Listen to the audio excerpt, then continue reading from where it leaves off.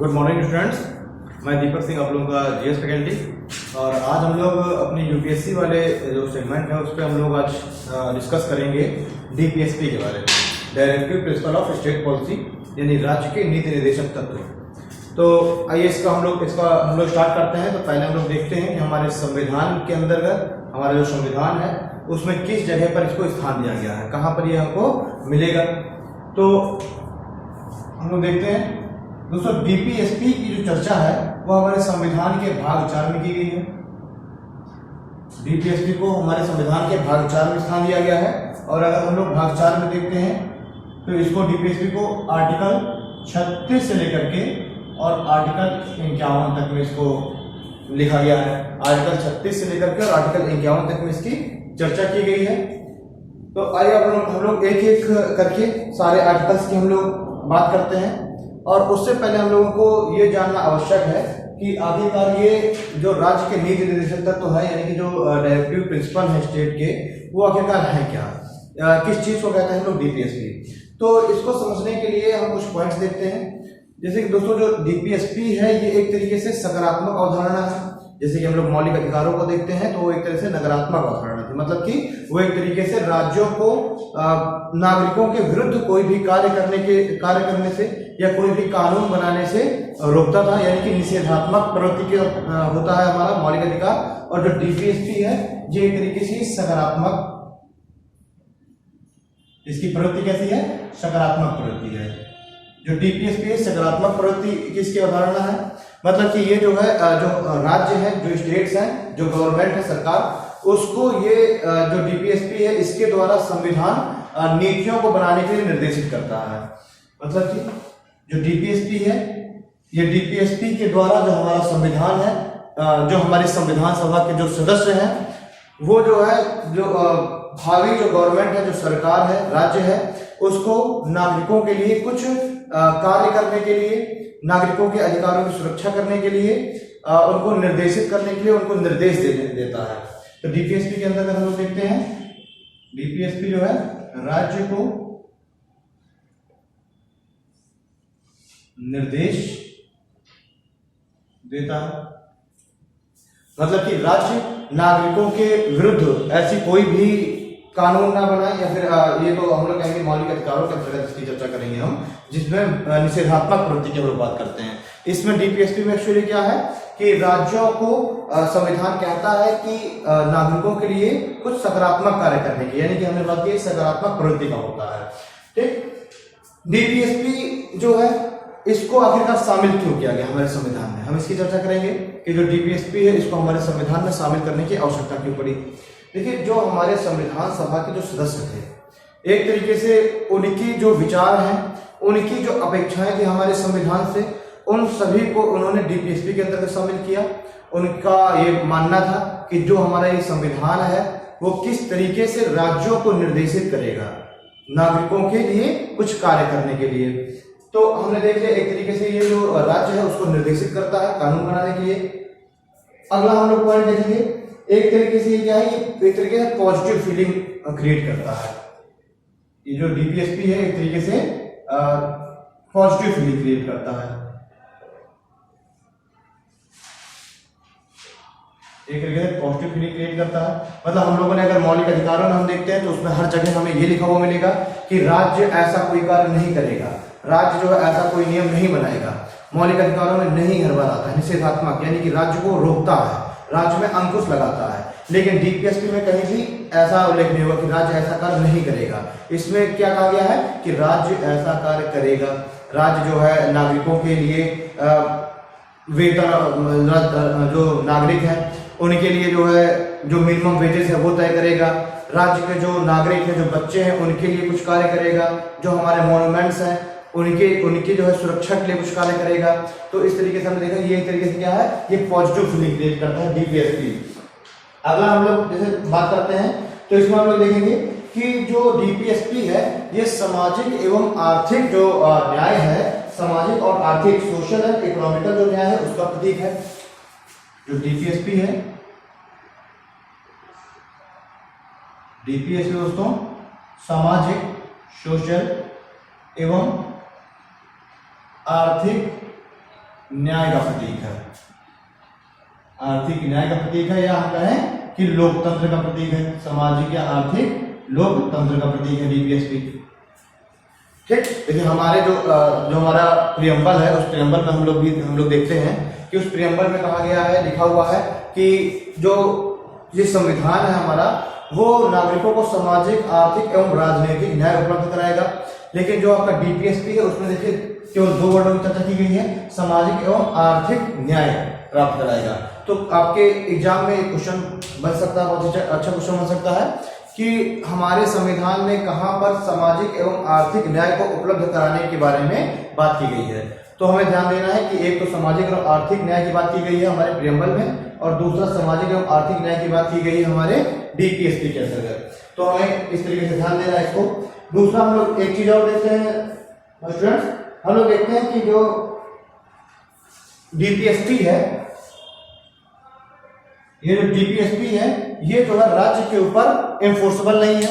मतलब कि हम जो राज्य है उससे ये जो भी डीपीएसपी में चीजें दी हुई हैं, इसको प्राप्त करने के लिए हम लोग राज्य के ऊपर किसी भी तरीके का दबाव नहीं बना सकते। मतलब कि जो डीपीएसपी है ये राज्य की इच्छा के ऊपर निर्भर करता है, राज्य की इच्छा पर निर्भर करता है, राज्य की इच्छा पर निर्भर करता है। जैसे कि अगर हम लोग फंडामेंटल राइट्स में देखते हैं तो ये वो फंडामेंटल राइट्स जो है वो राज्य की इच्छा पर निर्भर नहीं करता, वो क्या है, वो फोर्सेबल है, वो जो है उस मौलिक अधिकारों को प्राप्त करने के लिए हम लोग राज्य के ऊपर दबाव बना सकते हैं। लेकिन जो डीपीएसपी है, इस डीपीएसपी को प्राप्त करने के लिए डीपीएसपी के जो भी इसके अंतर्गत जो भी पॉइंट्स दिए हुए हैं, इनको लागू कराने के लिए हम लोग राज्य पर किसी भी तरीके का दबाव नहीं बना सकते, और जो है इनको प्राप्त करने के लिए हम लोग न्यायपालिका में भी नहीं जा सकते, हम लोग जो है कोर्ट में भी नहीं जा सकते। मतलब कि ये कोर्ट के द्वारा भी हम लोग इसको जो है इसके लिए हम लोग कोर्ट का भी सहारा नहीं ले सकते। मतलब जो न्यायपालिका है इसके भी अधिकार क्षेत्र में ये चीज नहीं आती। तो हम लोगों ने देखा कि एक तो ये एनफोर्सेबल नहीं है, हम लोग दबाव बना करके भी इन चीजों को नहीं हम लोग कर सकते, प्राप्त कर सकते। ये नॉन जस्टिफिएबल है, यानी कि हम लोग किसी भी तरीके का वाद नहीं हम लोग कर सकते, किसी भी तरीके का हम लोग न्यायालय में जाकर के हम लोग किसी भी तरीके का केस नहीं कर सकते राज्य के ऊपर कि राज्य हमारे लिए ये नीति निर्देशक तत्व का ये जो आर्टिकल है इसको लागू नहीं कर रहा। तो इसके संदर्भ में हम लोग सुप्रीम कोर्ट या हाई कोर्ट भी नहीं कर सकते कि हम लोग राज्य के ऊपर दबाव बनाए कोर्ट के द्वारा। ठीक है, तो एक तो डीपीएसपी और फंडामेंटल राइट में एक ये भी अंतर है। मतलब कि हम लोग क्या कह सकते हैं कि वाद योग्य नहीं है, कोर्ट के द्वारा भी लागू नहीं कराया जा सकता, या हम इसको ये लिख दें ये वाद योग्य नहीं है। सिंपल से लैंग्वेज में हम कहते हैं कि वाद योग्य नहीं है, या ये नॉन जस्टिफिएबल है। इसके लिए हम लोग किसी भी तरीके का कोर्ट से सहारा नहीं ले सकते, कोर्ट में किसी भी तरीके का हम लोग केस नहीं कर सकते। देखिए डीपीएसपी जो है अब डीपीएसपी के अंदर हम लोगों ने देखा डायरेक्टिव प्रिंसिपल के अंदर कि आर्टिकल 36 से लेकर के और आर्टिकल 51 तक को हम लोग शामिल करते हैं। तो हम लोग क्या करेंगे कि अब हमने देखिए कुछ फैक्चुअल चीजें देख ली, क्या डीपीएसपी है क्या, थोड़ा सा एक बार फिर इसको हम लोग रिपीट कर लें। देखिए डीपीएसपी क्या है, एक तो पहली बात सकारात्मक प्रवृत्ति है। दूसरा हम देखते हैं कि जो डीपीएसपी है ये क्या करता है, राज्य को निर्देश देता है, यानी कि जो देश में रहने वाले जो नागरिक हैं उनके कल्याण के लिए उनके जो कल्याण के लिए कार्य करने हेतु या विधियां बनाने हेतु राज्य को क्या करता है, निर्देशित करता है। मतलब संविधान क्या करेगा, राज्य को डीपीएसपी के द्वारा राज्य को निर्देशन देगा कि समाज में रहने वाले जो व्यक्ति हैं, जो नागरिक हैं, उनके लिए ऐसे ऐसे आप कार्य करिए ताकि उनका कल्याण हो सके। ठीक, हम देखते हैं ये पॉजिटिव फीलिंग क्रिएट करता है, सकारात्मक विचारधारा क्रिएट करता है। ये कहीं भी ये जो है निषेधात्मक प्रवृत्ति का नहीं है, ये क्या है, एक तरीके से सकारात्मक प्रवृत्ति का है। डीपीएसपी क्या है, सामाजिक एवं आर्थिक न्याय का प्रतीक है, यानी कि जो सरकार है, जो राज्य है, वो नागरिकों को सामाजिक और आर्थिक न्याय उपलब्ध कराएगा, या सामाजिक एवं आर्थिक लोकतंत्र का प्रतीक हम इसे कह सकते हैं। अगला पॉइंट हम देखते हैं, ये जो डीपीएसपी है ये पूरी तरीके से राज्य की इच्छा पर निर्भर करता है। राज्य अपनी स्वेच्छा अनुसार या अपने सामर्थ्य के अनुसार, राज्य जो है अपने स्वेच्छा या अपने सामर्थ्य के अनुसार राज्य नागरिकों को कुछ जो है जो अधिकार हैं या फिर जो उनके लिए जो उनके लाभ के जो कार्य हैं वो कर सकता है। ठीक है, लेकिन ये किसी भी तरीके से राज्य पर इसके लिए दबाव नहीं बना सकते। अगला हम लोग देखते हैं, बहुत ही इंपॉर्टेंट जो पॉइंट है कि इसको कोर्ट के द्वारा लागू नहीं करा सकता, मतलब कि विवाद योग्य नहीं है। इसके लिए ऐसा नहीं कि हम डीपी, अगर हमें राज्य हमारे जो डीपीएसपी में जो भी पॉइंट्स दिए हुए हैं इनको अगर पूरा नहीं कर रहा है राज्य, तो हम लोग जाकर के कोर्ट में कोई भी केस कर सकते हैं राज्य में, तो ऐसा हमें अधिकार प्राप्त नहीं है। तो ये एक बेसिक डिफरेंस है मौलिक अधिकार और डीपीएसपी के बीच में, ये हमको ध्यान में देना है। अब हम लोग आगे हम लोग जब चर्चा करते हैं तो हम लोग आगे तो जब बात करते हैं तो हम लोग इसके आर्टिकल्स की हम लोग बात करेंगे, एक एक आर्टिकल्स को लेकर के।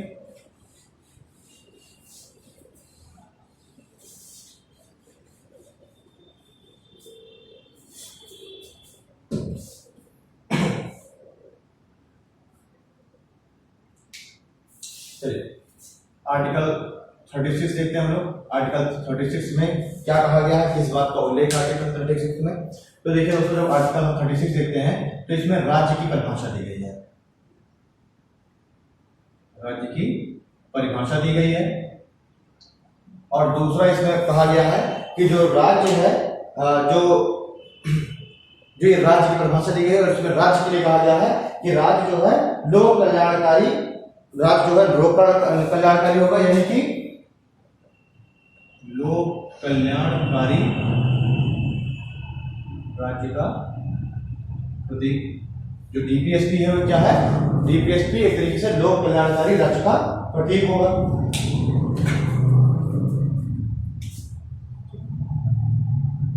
अब इसमें दोस्तों हम लोग आर्टिकल 36 का हमने देखा कि राज्य की परिभाषा दी गई है। राज्य की परिभाषा के अंतर्गत क्या कहा गया है, राज्य की परिभाषा के अंतर्गत कहा गया है कि यहाँ पर राज्य की वही परिभाषा होगी जो कि आर्टिकल 12 में दी गई है। हमने एक बार पहले भी मौलिक अधिकारों में हमने चर्चा की हुई थी कि मौलिक अधिकारों के अंतर्गत भी आर्टिकल 12 के अंतर्गत राज्य की परिभाषा दी गई थी। राज्य की परिभाषा हम लोगों ने देखी थी, क्या है, मतलब कि जो है आम जनता, आम जो नागरिक हैं और न्यायपालिका, उनको छोड़ करके और बाकी सभी राज्य के अंतर्गत शामिल किए जाते हैं। तो यही यहाँ पर कहा गया है आर्टिकल 36 में कि राज्य की वही परिभाषा होगी जो कि आर्टिकल 12 के अंतर्गत दी गई है। अब अगर आपके एग्जाम में कभी आ जाता है कि आपके एग्जाम में उसने पूछ लिया कि राज्य की परिभाषा या डेफिनेशन ऑफ स्टेट कौन से आर्टिकल के अंतर्गत दिया गया है, और वहां पर अगर आर्टिकल 36 और आर्टिकल 12 दोनों दिया हुआ है, तो हमें क्या सही करना होगा, क्योंकि भाई दोनों जगह पर राज्य की परिभाषा दी गई है। तो अगर ऑप्शन में कोई एक आता है 36 या 12, तो हमें क्लियर है कि अगर 36 आएगा तो हम वो लगाएंगे, 12 आएगा तो वो लगाएंगे। लेकिन अगर दोनों आ जा रहे हैं तब हमें क्या लगाना है। तो देखिए उस केस में हमको आर्टिकल जो 12 है इसको ज्यादा प्रायोरिटी देनी है, क्योंकि जब हम लोग आर्टिकल 12 पढ़ते हैं तो उसमें स्पष्ट रूप से कहा गया है कि राज्य क्या होगा, राज्य के अंतर्गत किसे किसे शामिल किया गया है, बिल्कुल बड़ी ही डिटेल के साथ ये सारी बातें बताई गई हैं। लेकिन जो आर्टिकल 36 है, इस आर्टिकल 36 में सिर्फ इतना बोला गया है कि जो परिभाषा आर्टिकल 12 के अंतर्गत दी गई है राज्य के बारे में, वही परिभाषा आर्टिकल 36 के अंतर्गत भी होगी, यानी वही जो है वही चीज राज्य के बारे में आर्टिकल 36 के अंतर्गत भी शामिल किया जाएगा। तो इस तरह से हम देखते हैं कि आर्टिकल 12 को हम लोग ज्यादा इसके ऊपर हम लोग प्रायोरिटी देते हैं। ये तो हो गया आर्टिकल 36। अब हम लोग आर्टिकल 37 की अगर बात करेंगे तो हम देखेंगे आर्टिकल 37 क्या कहता है। आर्टिकल 37 कहता है, आर्टिकल 37 में कहा गया है कि हम लोग यानी कि जो नागरिक हैं वो डीपीएसपी को लागू कराने के लिए, डीपीएसपी को लागू कराने के लिए कोर्ट में नहीं जा सकते, कोर्ट में नहीं जा सकते। ठीक है, आर्टिकल 37 क्या कहता है कि जो है डीपीएसपी को लागू कराने के लिए हम कोर्ट का सहारा नहीं ले सकते, हम किसी भी तरीके से कोर्ट में नहीं जा सकते, मतलब कि न्यायपालिका जो है वो हस्तक्षेप नहीं करेगा इसमें। ठीक है, मतलब कि ये क्या है, ये डीपीएसपी के जो पॉइंट्स हैं इसको प्राप्त करने के लिए हम लोग राज्य पर दबाव नहीं बना सकते, ये कह रहा है आर्टिकल 37 में कहा गया है ये चीज।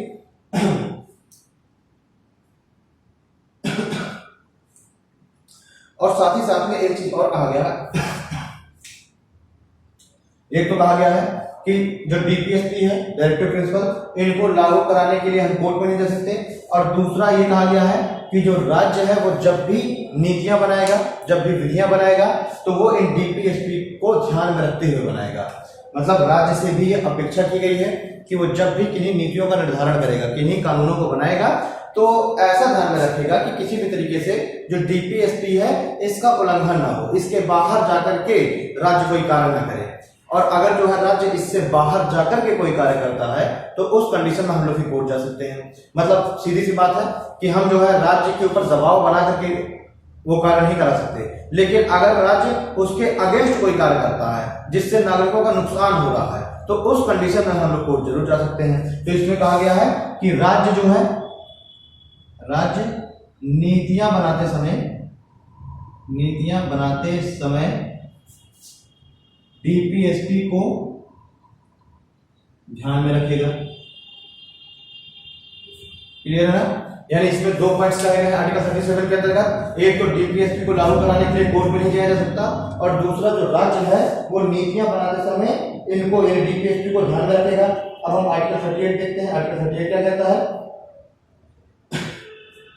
आर्टिकल 38, चलिए इसको पहले साफ करते हैं, फिर हम लोग आर्टिकल 38 देखते हैं।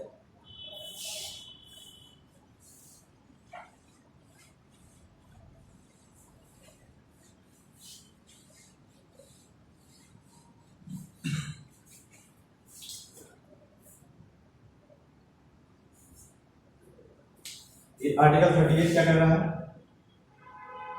आर्टिकल 38 दोस्तों कहता है कि जो संविधान है, संविधान जो है ये राज्य को निर्देश देता है, संविधान राज्य को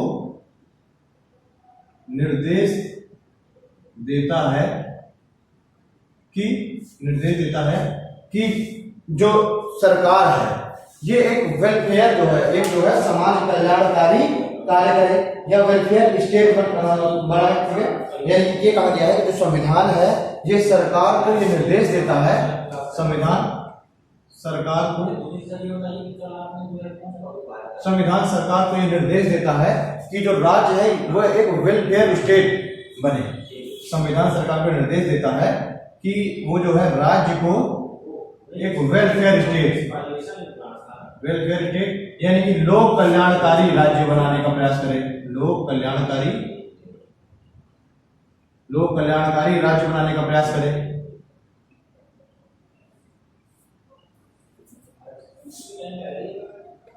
ठीक, आर्टिकल 38 में हम लोगों ने देखा कि आर्टिकल 38 में किस चीज का जिक्र किया गया है? इसमें कहा गया है कि जो संविधान है वो सरकार को ये निर्देश देता है कि वह देश को एक वेलफेयर स्टेट या लोक कल्याणकारी राज्य बनाने की दिशा में कार्य करे। ठीक है, इसमें एक चीज और कही गई है, एक तो इसमें ए हम देखते हैं ये है, और बी कहा गया है कि जो सरकार है वो ऐसा प्रयास करे कि समाज में जो नागरिक है उनके बीच में जो इनइक्वालिटी है, असमानता है, वो उसका अंत हो जाए। मतलब कि संविधान सरकार को एक और निर्देश देता है, कहता है कि सरकार ऐसा कार्य करे या ऐसा जो है विधियां बनाए जिससे कि सरकार ऐसा कार्य करे जिससे असमानता या इनइक्वालिटी समाप्त हो। मतलब सरकार का यह दायित्व है कि सरकार ऐसी नीतियों का निर्धारण करेगा जिससे समाज के अंदर व्याप्त जो भी असमानताएं हैं, इनइक्वालिटीज हैं, वो जो है वो दूर हो जाए। ठीक है, इसी में हम लोग देखते हैं इस आर्टिकल 38 के अंदर जो है सामाजिक, आर्थिक और राजनीतिक न्याय उपलब्ध कराने की बात की गई है। भाई अगर सरकार असमानताओं को दूर करने का प्रयास कर रहा है तो इसी के अंतर्गत ही शामिल होगा कि जो सरकार है, सरकार सामाजिक, आर्थिक व राजनीतिक न्याय उपलब्ध कराने का प्रयास करेगा, उपलब्ध कराने का प्रयास करेगी। ठीक, तो आर्टिकल 38 में हम लोगों ने दो चीजें देख ली। एक तो हमने देखा कि जो संविधान है वो सरकार को निर्देश देता है कि जो सरकार है वह राज्य को एक वेलफेयर स्टेट बनाने का प्रयास करे, यानी एक लोक कल्याणकारी राज्य बनाने का प्रयास करे। और दूसरा हम लोगों ने देख लिया कि दूसरा हम लोगों ने देखा कि सरकार जो है ऐसा कार्य करेगा, ऐसी जो है विधियों का निर्धारण करेगा जिससे कि समाज में व्याप्त जो असमानताएं हैं वो दूर हो जाए। और उन असमानताओं को दूर करने के लिए, असमानताओं को समाप्त करने के लिए हम देखते हैं कि सरकार जो है वो सामाजिक, आर्थिक एवं राजनीतिक न्याय को उपलब्ध कराएगा। क्योंकि जब सामाजिक, आर्थिक और राजनीतिक जब न्याय उपलब्ध होगा समाज के अंदर, तभी जो है समाज में इक्वलिटी की भावना आएगी। ठीक है, तो ये हम लोगों ने देख लिया आर्टिकल 38 के अंतर्गत। अब हम बात करते हैं आर्टिकल 39 की।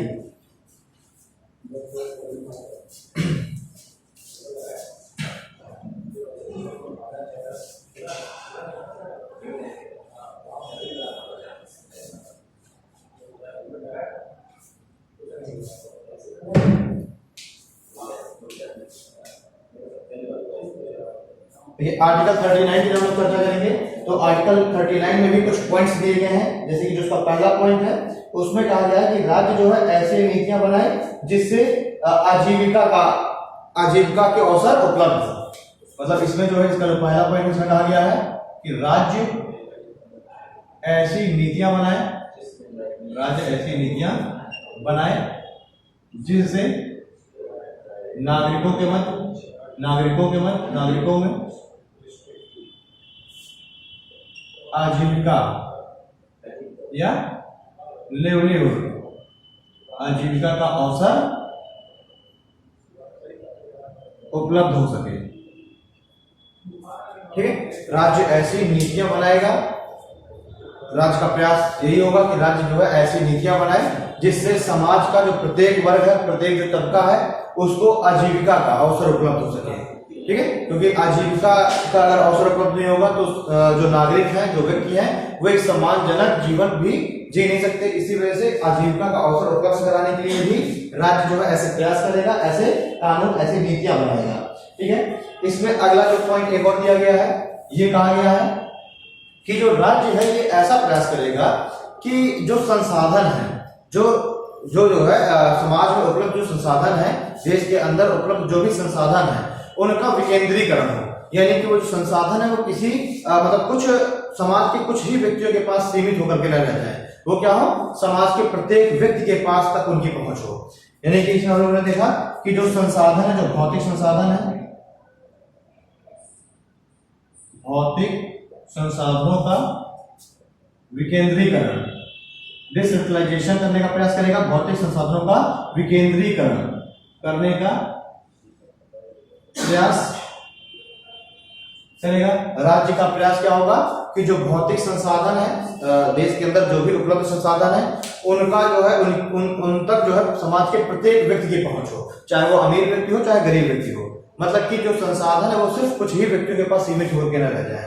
एक गरीब व्यक्ति भी उन संसाधनों का उसी तरीके से उपयोग कर सके जिस तरीके से एक जो अमीर व्यक्ति है वो उनका उपयोग करेगा। अगला हम लोग पॉइंट देखते हैं, इसमें एक चीज और कही गई है कि जो संपत्ति है या जो धन है, वो धन कुछ ही लोगों के पास सीमित होकर के न रह जाए, उस धन का भी क्या हो, उस धन का भी डिस्ट्रीब्यूशन बड़े अच्छे तरीके से हो। तो हमने इसमें देखा है कि इसमें बात किया जा रहा है कि जो सेंट्रलाइजेशन है धन का या संपत्ति का, उसका भी इक्वल डिस्ट्रीब्यूशन हो। तो इसमें ये भी हम लोगों ने देख लिया, इक्वल डिस्ट्रीब्यूशन की बात की गई है, इक्वल डिस्ट्रीब्यूशन। ठीक, यानी कि सेंट्रलाइजेशन ना हो सके और जो है जो धन वगैरह है ये सिर्फ कुछ ही लोगों के पास सीमित होकर न रह जाए, ये इस धन का जो है समान रूप से वितरण हो सके समाज के प्रत्येक तबके के बीच में।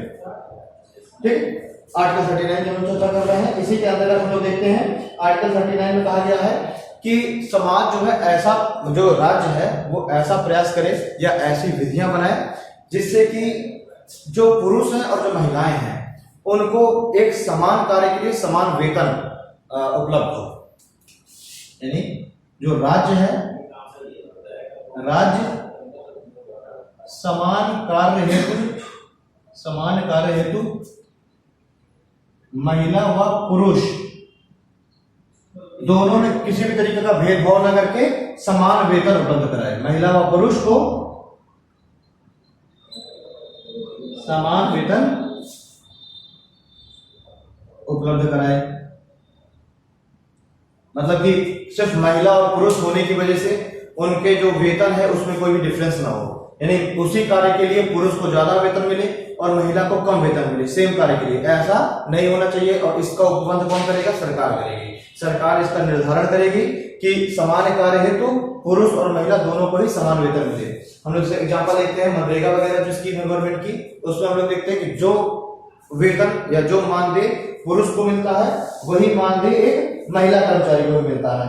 ठीक है, इसी में हम लोग देखते हैं कि जो राज्य है वो हेल्थ और मतलब नागरिकों के हेल्थ और जो बच्चों की हेल्थ है उसके लिए भी कार्य करेगा। मतलब कि ये राज्य का एक उत्तरदायित्व है, राज्य का एक कर्तव्य है कि वो बच्चों के लिए भी, बच्चों के स्वास्थ्य के सुधार के लिए और जो नागरिक हैं उनके स्वास्थ्य के सुधार के लिए नीतियां बनाए। जैसा उन्होंने देखा कि राज्य नागरिकों एवं बच्चों के हेल्थ के लिए, ठीक है, बच्चों के जो स्वास्थ्य है उनके लिए, हेल्थ के लिए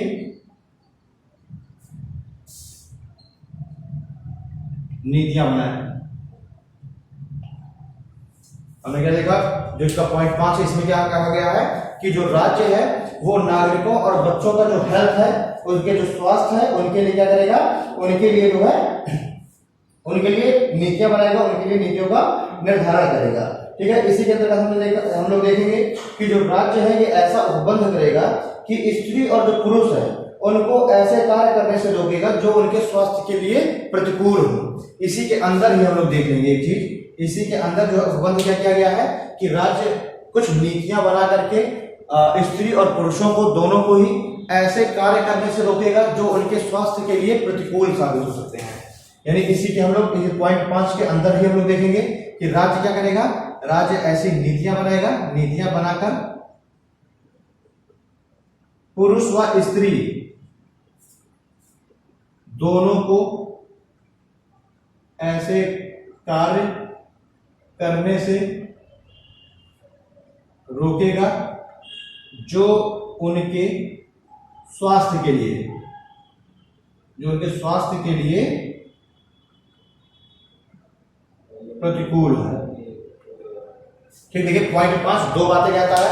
एक तो पॉइंट 5 कहता है कि राज्य ऐसी नीतियां बनाए जिससे कि जो समस्त नागरिक है और जो बच्चे हैं उनका जो स्वास्थ्य है वो बेहतर हो सके, उनका जो है उनको अच्छा स्वास्थ्य प्राप्त हो सके। और दूसरा इसमें कुछ निषेधात्मक कार्य भी करता है, कुछ जो है रोक भी लगा सकता है, रिस्ट्रिक्शन भी। वो कह सकता है कि अगर अच्छा स्वास्थ्य अगर प्राप्त करना है तो उसके लिए वो ऐसे कार्य करने से रोकेगा, ऐसे कार्य करने से रिस्ट्रिक्शन लगाएगा जिससे उनके स्वास्थ्य हेल्थ पर एक बुरा प्रभाव पड़ सकता है, एक प्रतिकूल प्रभाव पड़ सकता है।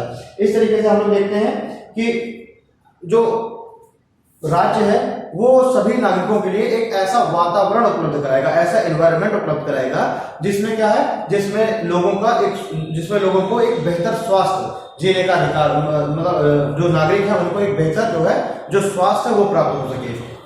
तो इसी में हम लोग देखते हैं, इसी में एक पॉइंट और दिया गया है, कहा गया है कि राज्य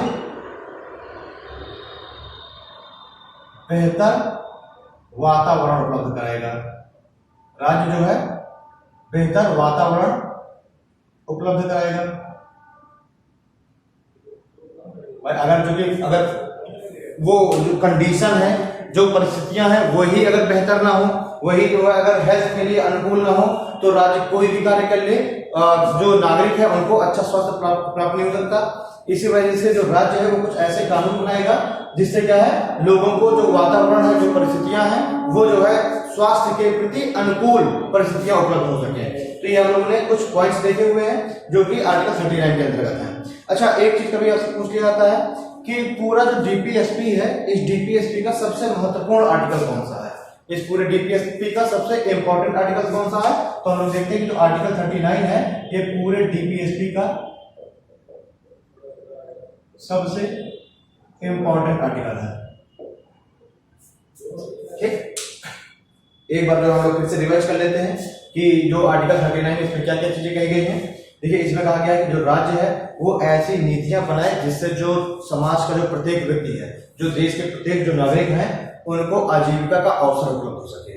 ठीक है, दूसरा इसमें कहा गया है कि सरकार ऐसी नीतियां बनाए जिससे कि देश के अंदर उपलब्ध जितने भी भौतिक संसाधन हैं, जितने भी चीजें हैं, उन सभी का जो है क्या हो सके, समान रूप से वितरण हो सके, यानी कि उनका विकेंद्रीकरण हो सके। किसी भी एक व्यक्ति के पास या एक समाज के कुछ व्यक्तियों के पास ही वो सारे संसाधनों को, जो सारे संसाधन है उनका केंद्रीकरण ना हो।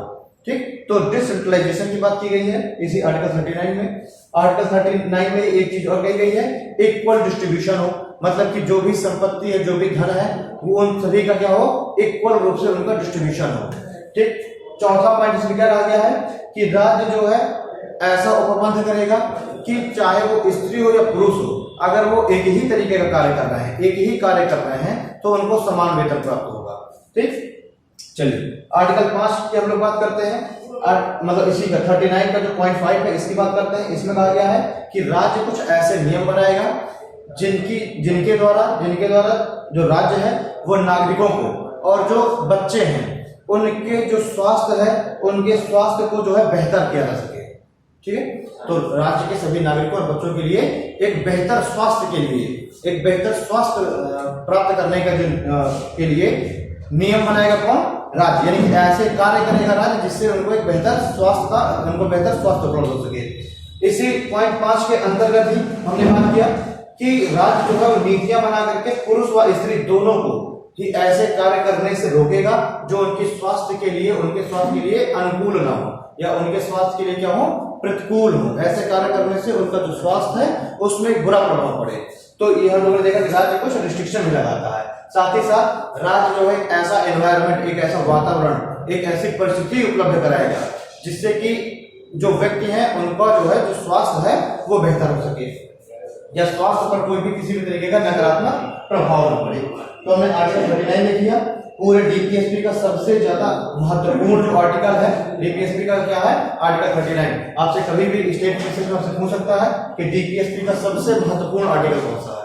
अच्छा, यहीं पे एक चीज मैं और पूछ लेता हूँ कि अगर कभी आपसे पूछ जाता है कि मौलिक अधिकार या फंडामेंटल राइट्स का सबसे इंपॉर्टेंट आर्टिकल कौन सा है, फंडामेंटल राइट्स हम लोग देखते हैं कि आर्टिकल 12 से लेकर के 35 तक को शामिल करते हैं, लेकिन उसका सबसे इंपॉर्टेंट अगर हम लोग बात करें तो वो कौन सा आर्टिकल है, तो दोस्तों वो है आर्टिकल 13, क्योंकि आर्टिकल 13 क्या कहता है, आर्टिकल 13 में कहा गया है कि अगर जो है राज्य किसी भी तरीके से जो मौलिक अधिकार है नागरिकों का उनका हनन कर रहा है तो जो न्यायपालिका है वो जुडिशियल रिव्यू कर सकता है। न्यायपालिका क्या करेगा, न्यायपालिका सरकार को या राज्य के ऊपर रोक लगा सकता है, प्रतिबंध लगा सकता है। तो आर्टिकल 13 में बात की गई है। इसीलिए अगर आपसे कभी कहता है कि पूरे मौलिक अधिकार का सबसे इंपॉर्टेंट आर्टिकल कौन है, तो आर्टिकल 13, और डीपीएसपी का सबसे इंपॉर्टेंट आर्टिकल कौन सा है, तो आर्टिकल 39। चलिए अब हम लोग बात करते हैं आर्टिकल 40 की। तो आर्टिकल 40 में क्या कहा गया है,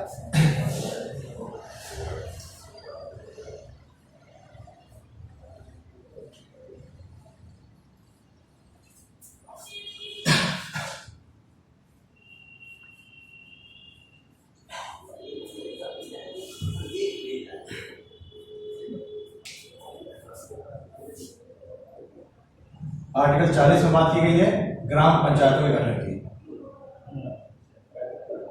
ग्राम पंचायतों के गठन की देखिए, कुछ लोग ऐसा कहते हैं कि जो हमारी संविधान सभा है इसमें महात्मा गांधी तो उसके सदस्य थे नहीं, और महात्मा गांधी सदस्य थे नहीं तथा उनकी जो आइडियोलॉजी है उनको भी नहीं शामिल किया गया हमारे संविधान में। कुछ लोग इस तरह का तर्क रखते हैं, लेकिन हम लोग अगर देखेंगे तो जो हमारा संविधान है, संविधान सभा के जो सदस्य थे उन लोगों ने जो महात्मा गांधी की जो आइडियोलॉजी है उनकी जो बातें हैं उनको भी हमारे संविधान में शामिल किया है।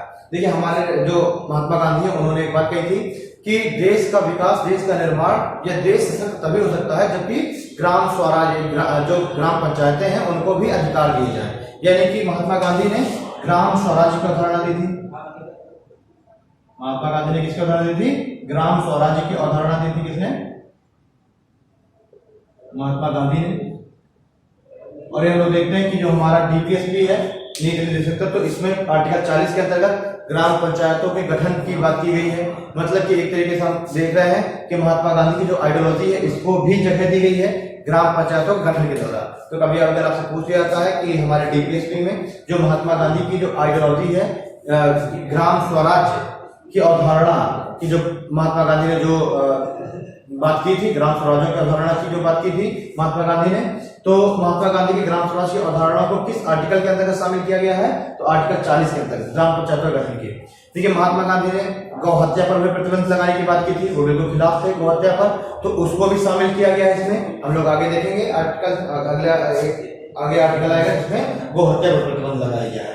तो इस तरीके से हम देखेंगे कि भले ही महात्मा गांधी संविधान सभा के सदस्य नहीं थे, परंतु फिर भी महात्मा गांधी की जो आइडियोलॉजी है उनको शामिल किया गया हमारे संविधान के अंतर्गत। ठीक, अगला हम आर्टिकल देखते हैं, आर्टिकल 41।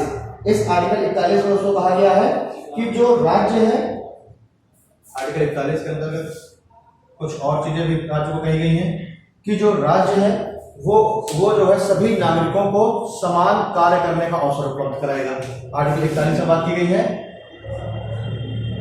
नागरिकों को कार्य का अवसर उपलब्ध कराएगा। मतलब वर्क की अपॉर्चुनिटी उनको क्या किया जाएगा, उनको जो है अपनी आजीविका प्राप्त करने के लिए कुछ का मतलब कार्य करने की भी अवसर उपलब्ध कराएगा। ये इसका दायित्व है राज्य का। दूसरा इसमें कहा गया है कि जो राज्य है वो शिक्षा के लिए भी कार्य करेगा, यानी कि नागरिकों के लिए शिक्षा का अवसर उपलब्ध कराने का प्रयास करेगा। शिक्षा का अवसर यानी education, right to education, right to work and right to education की हमने बात की आर्टिकल 41 में कि राज्य का ये कर्तव्य होगा, राज्य को ये निर्देशित किया गया संविधान के द्वारा कि वो देश के सभी नागरिकों के लिए कार्य का अवसर उपलब्ध कराए और क्या करे, शिक्षा का अवसर उपलब्ध कराए। ये हम लोगों ने देख लिया आर्टिकल 41 में। आर्टिकल 41 में दोस्तों एक पॉइंट और है कि जो राज्य है इसका एक और अहम कर्तव्य है तो पब्लिक असिस्टेंस उपलब्ध कराएगा, यानी कि लोगों को जो हमारे समाज के ऐसे व्यक्ति हैं जैसे कि बुजुर्ग हो गए या जो आसक्त व्यक्ति हैं, जो गरीब व्यक्ति हैं, उन लोगों को क्या करेगा, उन लोगों को लोक सहायता उपलब्ध कराने का प्रयास करेगा। इसी के अंदर एक पॉइंट और देखते हैं हम लोग कि जो राज्य है, राज्य का कर्तव्य है कि वो क्या करेगा, पब्लिक असिस्टेंस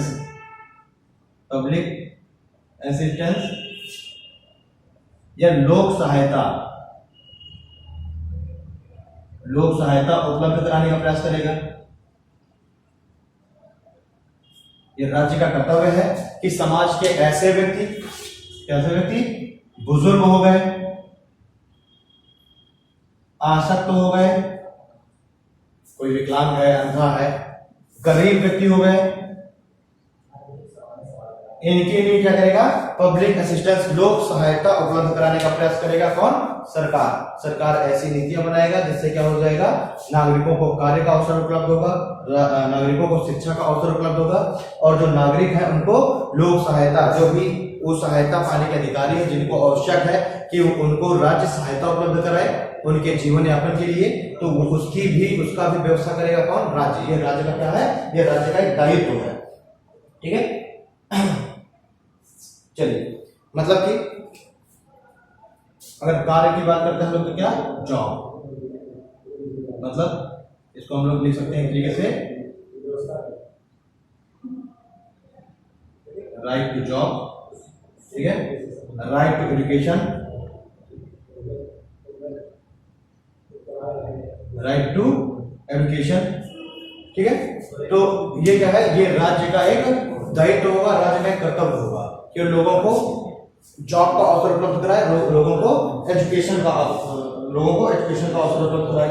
अगला हम लोग देखते हैं आर्टिकल 42 क्या कहता है।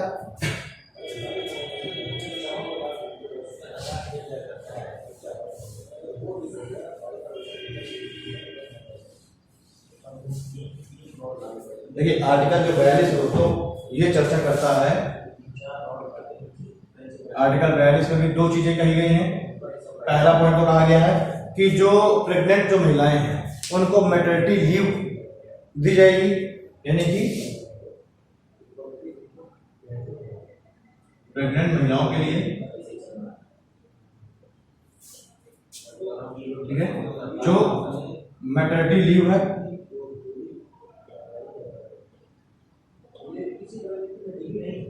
ये उपलब्ध कराया जाएगा। जो प्रेग्नेंट महिलाएं हैं इनको जो मैटरनिटी लीव है, जो मातृ अवकाश जिसे कहते हैं, ठीक है, यानी कि जो मातृ अवकाश है ये उपलब्ध कराने का प्रबंध कौन करेगा, राज्य करेगा।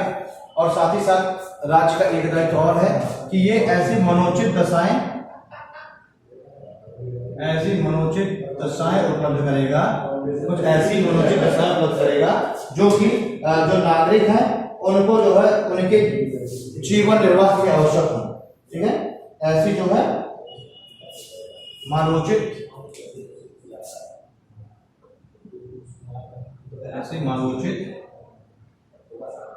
दशाएं उपलब्ध करें।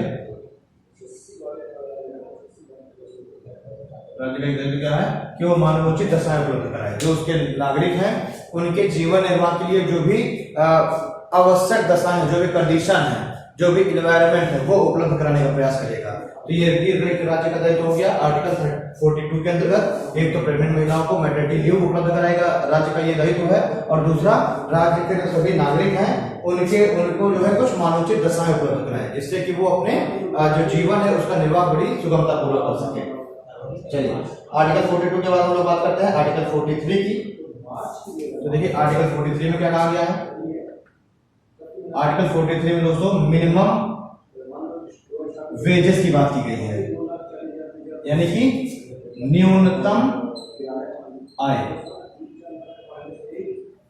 ठीक है, आर्टिकल 43 के अंतर्गत क्या कहा गया है, सरकार ने कहा है कि प्रत्येक कर्मचारी, प्रत्येक जो व्यक्ति है उसको जो है कम से कम इतना वेतन दिया जाए जिससे कि उसका जीवन निर्वाह हो सके। ठीक, तो इसमें कहा गया है कि जीवन निर्वाह हेतु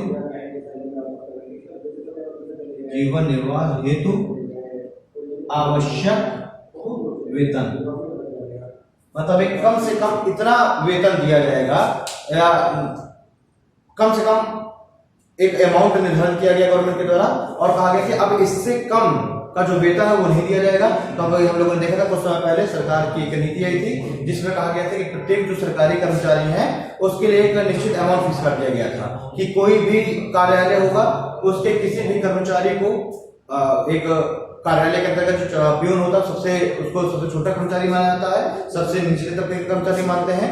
तो कहा गया है कि एक जो चपरासी होगा, जो प्यून होगा, उसको भी कम से कम इतना वेतन जरूर दिया जाएगा। ठीक है, तो ये हम लोगों ने देखा। अगर कभी आपसे पूछ दिया जाता है कि ऐसी जो भी कार्य है, ऐसी नीतियां हैं, उनको जो सरकार किस आर्टिकल के थ्रू बनाती है, तो आर्टिकल 43 है, इसके अंतर्गत जो है ऐसी नीतियों को सरकार ऐसी नीतियों का निर्धारण करती है। तो हम लोगों ने आर्टिकल 43 क्या देख लिया कि जो है आर्टिकल 43 में मिनिमम वेजेस की बात की गई है, न्यूनतम मजदूरी या न्यूनतम वेतन की बात की गई है। अब आर्टिकल 44 देखते हैं। आर्टिकल जो 44 है क्या कहता है दोस्तों, आर्टिकल 44 यूनिफॉर्म सिविल कोड की बात करता है। यूनिफॉर्म सिविल कोड समान नागरिक संहिता की बात करता है, समान नागरिक संहिता। यानी आर्टिकल 44 के अंतर्गत कहा गया है कि जो हमारी जो आईपीसी है, जो सीआरपीसी है, जो संविधान है, ये देश के प्रत्येक व्यक्ति, देश का जो नागरिक है, तो प्रत्येक नागरिक के ऊपर समान रूप से लागू हो। यानी कि ये चीज हम देखते भी हैं कि 98% केसेस में क्या है कि समान नागरिक संहिता हम लोग देखते हैं। अगर कोई भी कोई जुर्म करता है, कोई भी अपराध करता है, वो चाहे हिंदू हो, मुस्लिम हो, सिख, ईसाई, कोई भी धर्म का हो, उसको एक ही आईपीसी की उसी सेक्शन के अंतर्गत ही उस पर ट्रायल किया जाता है और उसी सेक्शन के अंतर्गत ही उसको जो है दोषी सिद्ध किया जाता है और उसको सजा दी जाती है। लेकिन हम लोग कुछ केसेस में देखते हैं, जैसे हम लोग मुस्लिम लॉ देख लें, हम लोग हिंदू लॉ देख लें। ठीक, तो ये कुछ ऐसे संविधा है, कुछ ऐसे लॉ हैं जिसमें हम लोग देखते हैं कि उनको जो है धार्मिक रूप से कुछ स्वतंत्रता है, धार्मिक रूप से कुछ अलग प्रावधान किए गए हैं। जैसे कि किन केसेस में किए जाएंगे, मान के चलिए उत्तराधिकार के केस में, उत्तराधिकार का केस हो गया, गोद लेने का नियम हो गया, ठीक है, विवाह का नियम हो गया। तो कुछ ऐसे अलग केसेस हैं जिन पर कुछ ऐसे मुद्दे हैं जिन पर जो है अलग से मुस्लिम लॉ, जो इस्लाम धर्म के जो फॉलोअर हैं वो अपने मुस्लिम लॉ के अकॉर्डिंग कार्य करते हैं। कुछ पॉइंट्स हैं जिन पर हिंदू लॉ के अंतर्गत भी हिंदुओं को कुछ अलग अधिकार मिले हुए हैं। तो ये हम लोग देखते हैं कि जो यूनिफॉर्म सिविल कोड है, बहुत ही एक हमेशा पढ़ने टॉपिक रहता है यूनिफॉर्म सिविल कोड, बहुत इसकी चर्चा बनी रहती है कि जब देश एक है, देश के जब नागरिक एक है, उनको वोट का अधिकार एक है, तो उनके लिए जो नागरिक संहिता है वो भी एक ही होनी चाहिए। ठीक है, मुस्लिम धर्म को मानने वाले, इस्लाम धर्म को मानने वालों के लिए विवाह के अलग नियम क्यों है, तलाक के अलग नियम क्यों है, तो ऐसी चीजें नहीं होनी चाहिए। क्या होना चाहिए, सभी के लिए एक समान संहिता होनी चाहिए और सभी नागरिक को उसी संहिता के अंतर्गत ही शामिल होना चाहिए। तो हम लोग देखते हैं कि 98% केसेस में यूनिफॉर्म सिविल कोड कार्य कर रहा है, लेकिन 2% केसेस ऐसे हैं जिसमें मुस्लिम लॉ, हिंदू लॉ इस तरीके से अलग जगह पर प्रावधान किए गए हैं। तो ये हम लोग देख लेते हैं 44 के अंतर्गत। अब हम लोग देखते हैं 45 में क्या बात की गई है।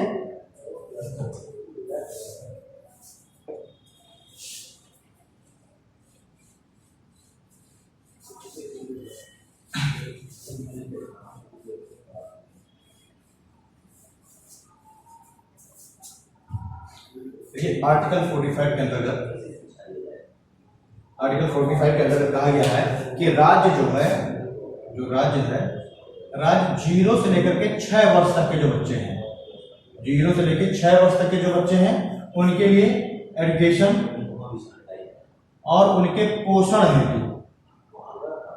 हेतु क्या करेगा, विशेष प्रावधान करेगा। आर्टिकल 45 क्या कहता है कि जो राज्य है उसका ये दायित्व है, कर्तव्य है कि वो 0 से लेकर 6 वर्ष तक के जो बच्चे हैं, मान लीजिए बच्चा जब पैदा हो रहा है तो उसी समय से राज्य का दायित्व है कि उस बच्चे को जो है, उस बच्चे को उसके जन्म के समय से ही उसका ख्याल रखा जाए, उसके पोषण के लिए, उसके विकास के लिए प्रयास किए जाए। तो ये राज्य का एक क्या है, एक राज्य का दायित्व है कि वो 0 से 6 वर्ष तक के बच्चों के लिए एजुकेशन, शिक्षा और उनके पोषण के लिए जो भी उचित हो सकेगा वो उचित जो है प्रयास करेगा, उचित प्रावधान करेगा। तो हम लोगों ने ये देखा आर्टिकल 45 के अंतर्गत। इसी में हम लोग एक चर्चा और करते हैं कि देखिए पहले इसमें क्या था, पहले इसमें कहा गया था कि 6 से 14 वर्ष तक के जो बच्चे हैं उनकी जो शिक्षा का जो अधिकार है वो भी इसमें शामिल था।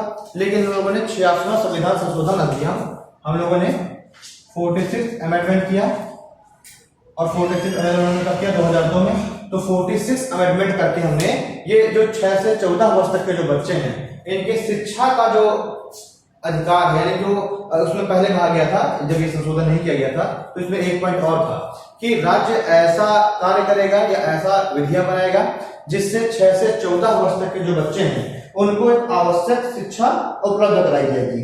तो हम लोगों ने देखा कि ये जो है इस बात को कि राज्य 6 से 14 वर्ष के बच्चों के लिए, 6 से 14 वर्ष के बच्चों हेतु आवश्यक शिक्षा का प्रावधान करेगा।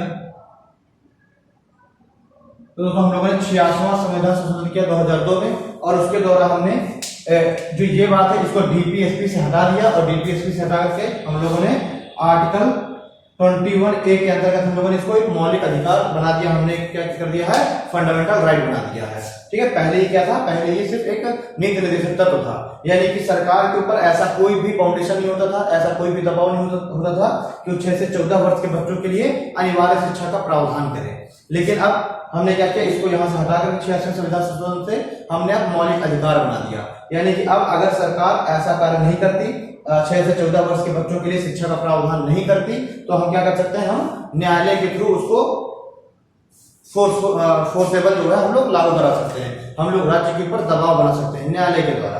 ठीक है, तो हम लोगों ने देख लिया, इसको ये भी देखना हमें बहुत जरूरी है कि आर्टिकल 45 के अंतर्गत हम लोगों ने क्या चीजें देखी कि अब क्या है, राज्य सिर्फ 0 से 6 वर्ष के जो बच्चे हैं उनके एजुकेशन और पोषण के लिए प्रावधान करेगा और जो 6 से 14 वर्ष के जो बच्चे हैं उनकी जो शिक्षा का जो प्रावधान है अनिवार्य शिक्षा का, उसको डीपीएसपी से हटा करके कहां कर दिया गया है, आर्टिकल 21A के अंतर्गत इसको फंडामेंटल राइट बना दिया गया है, मौलिक अधिकार बना दिया गया है। तो आपसे पूछ सकता है कि ये जो है 6 से 14 वर्ष के बच्चों के लिए जो शिक्षा का प्रावधान है ये पहले डीपीएसपी के किस आर्टिकल के अंतर्गत शामिल था, तो हमें बताना है आर्टिकल 45 के अंतर्गत पहले शामिल किया गया था और बाद में 86वें संविधान संशोधन के द्वारा हमने आर्टिकल 21A के अधीन हमने कहा करके इसको मौलिक अधिकार का भाग बना दिया है। तो बहुत ही अच्छा क्वेश्चन यहाँ से बन सकता है, आपको ये ध्यान देना है, काफी ये इंपॉर्टेंट यहाँ से क्वेश्चन बन सकता है। ठीक है, ऐसे ही क्वेश्चन यूपीएससी और स्टेट पीसीएस ऐसे ही क्वेश्चनों को पूछती है। ठीक है, चलिए हम लोग देखते हैं आर्टिकल 46 क्या कहता है। आर्टिकल 46 दोस्तों कहता है कि जो सरकार है इसका दायित्व है कि वो जो शेड्यूल्ड कास्ट और जो शेड्यूल्ड ट्राइब्स हैं उनका जो है उनके जो है समाज के कल्याण के लिए, उनके सामाजिक जो कल्याण के लिए आर्थिक एवं शैक्षिक स्तर पर कुछ सुधार कर सकता है। ये आर्टिकल 46 क्या कहता है? आर्टिकल 46 इस बात क्या जिक्र करता है कि जो राज्य है, राज्य का ये दायित्व होगा कि जो भी समाज के शेड्यूल्ड कास्ट और जो शेड्यूल्ड ट्राइब्स हैं, ऐसे वर्ग हैं जो कि शैक्षिक एवं सामाजिक रूप से पिछड़े हुए हैं, तो उनके उत्थान हेतु प्रयास करेगा। ठीक है, तो राज्य का यह कर्तव्य होगा कि वो SC ST के आर्थिक एवं शैक्षिक स्तर को सुधारने के लिए क्या करेगा? कुछ प्रयास करेगा, कुछ नीतियां बनाएगा। SC ST के सामाजिक एवं शैक्षिक स्तर को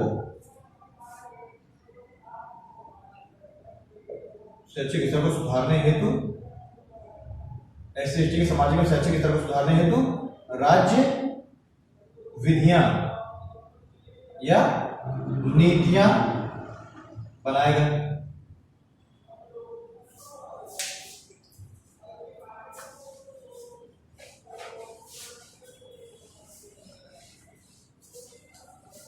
ठीक, आर्टिकल 46 हमने क्या देख लिया कि राज्य का यह दायित्व होगा कि वो जो शेड्यूल्ड कास्ट है, शेड्यूल्ड ट्राइब्स हैं, जो कि सामाजिक रूप से और शैक्षणिक रूप से जो क्या है पिछड़े हुए हैं, तो उनके सामाजिक एवं शैक्षिक जो स्तर है उसको सुधारने के लिए सरकार क्या करेगी? राज्य क्या करेगी?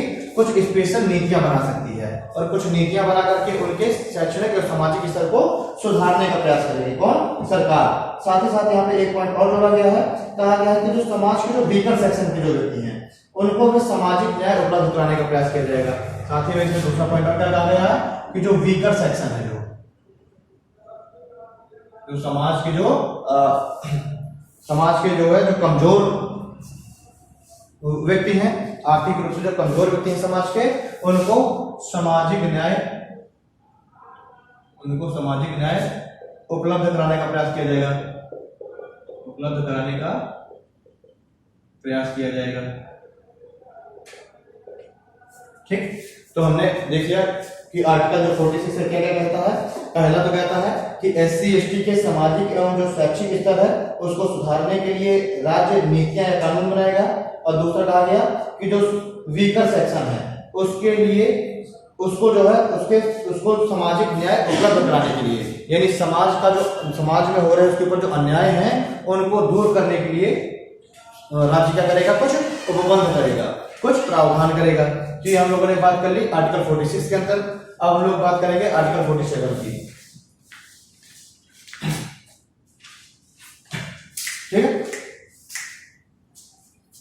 ठीक है, आर्टिकल 47 क्या कहता है कि राज्य का यह प्राथमिक कर्तव्य होगा कि राज्य लोगों के हेल्थ को ध्यान में रखते हुए नीतियां बनाएगा।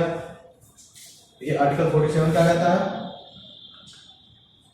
आर्टिकल 47 दोस्तों कहता है कि राज्य का यह प्राथमिक कर्तव्य है, ये एक प्राइमरी ड्यूटी है राज्य की, राज्य का यह दायित्व है कि वो जब भी कोई नीतियां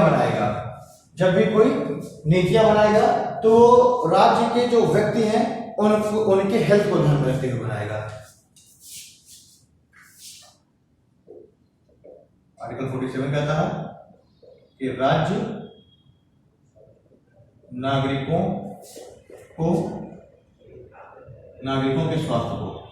के स्वास्थ्य को ध्यान में रखते हुए नीतियां बनाएगा। ठीक है, आर्टिकल 47 क्या कहता है कि राज्य जो है, जो नागरिक हैं, जो लोग हैं, उनके हेल्थ को ध्यान में रखते हुए नीतियां बनाएगा। और इसी के अंतर्गत हम लोग देखते हैं कि जो मादक पदार्थ हैं इन पर रोक लगाई जाती है। अब हम लोग देखते हैं कि अल्कोहल बैन कर दिया गया जैसे गुजरात और बिहार में, तो उसको किस आर्टिकल के अंतर्गत उसका प्रावधान किया गया? आर्टिकल 47 के अंतर्गत। यानी कि राज्य जो है ऐसी नीतियां बना सकता है कि अगर कोई चीज है जो लोग हैं उनके हेल्थ को उनके हेल्थ पर बुरा प्रभाव डाल रही है, तो उनको दूर करने के लिए राज्य क्या करेगा, नीतियां बना सकता है। तो जैसे मादक पदार्थ, टोबैको हो गया, अल्कोहल हो गया, इनकी बिक्री पर या इनके जो है इनके उत्पादन पर अगर राज्य रोक लगाएगा, मादक पदार्थों के बिक्री एवं उत्पादन पर रोक लगा सकता है।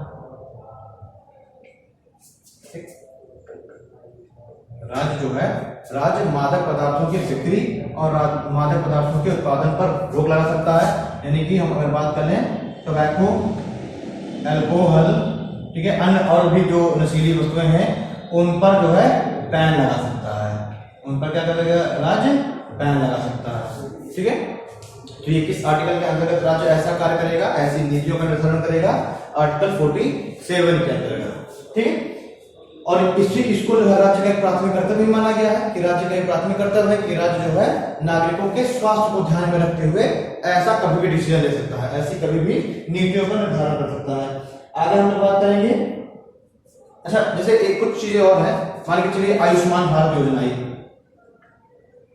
आयुष्मान भारत योजना आई, या फिर जो जेनरिक दवाएं हैं उनके लिए कुछ चीजें आ रही हैं, या फिर अभी आया इंश्योरेंस की बात की गई कि प्रत्येक व्यक्ति को इंश्योर किया जाएगा। ठीक है, तो अगर ये सारी नीतियां भी बनाई जाएंगी तो ये भी कैसे बनाई जाएंगी, इसी आर्टिकल 47 के अंतर्गत ही। अगर ये भी देखिए आयुष्मान भारत लोगों के हेल्थ को ध्यान में रखते हुए कार्य किया जा रहा है, ठीक है, उनके हेल्थ में सुधार करने के लिए कार्य किया जा रहा है। तो ये सारी चीजें किस आर्टिकल के अंतर्गत शामिल की जाएंगी, आर्टिकल 47 के अंतर्गत शामिल की जाएंगी, क्योंकि ऐसी योजना बनाना या फिर लोगों को इंश्योरेंस पॉलिसी देना, ठीक है, उनका जो है जीवन बीमा करना, ये भी एक तरीके से राज्य का एक जो कर्तव्य है, दायित्व है, ये है। लेकिन हम फोर्सफुली तो इसको लागू करा नहीं सकते, इसलिए राज्य जो है अपने सामर्थ्य के अनुसार जब भी राज्य को ऐसा जो है आवश्यक लगेगा उसके अनुसार राज्य समय समय पर ऐसे कार्य करते रहती है। और ये किसके थ्रू, किस आर्टिकल के अंतर्गत किया जाएगा, आर्टिकल 47 के अंतर्गत ये सारी नीतियां बनाई जाएंगी राज्य के द्वारा। ठीक है, अगला हम लोग बात करते हैं आर्टिकल 48 की।